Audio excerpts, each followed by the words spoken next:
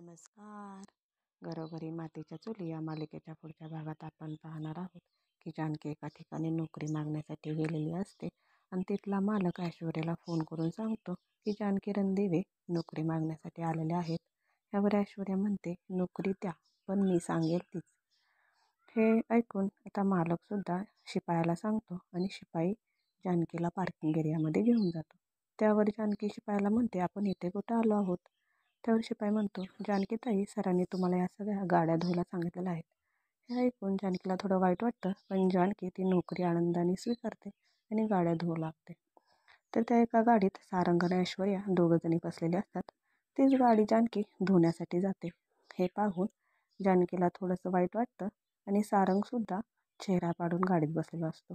पण ऐश्वर्याला आनंद होत असतो आणि ऐश्वर्या गाडीतून उतरून जानकीजवळ जाते आणि जानकीच्या माथ्यावर खोटं नाणं चिटकवते आणि म्हणते, खोट्याच्या माथी खोटं नाणं. आता जानकीला हे ऐकून वाईट वाटतं, पण जानकी खूप धीराने म्हणते, या खोट्या नाण्याला कुंकू लागलेलं आहे आणि हे माझ्यासाठी लक्ष्मीचं रूप आहे. ऐश्वर्या, ज्या घरातून तू मला हाकलून काढला आहेस त्याच घरात मी वाजत गाजत येईल. आता ऐश्वर्याला जानकीने नवीन चॅलेंज दिलेलं आहे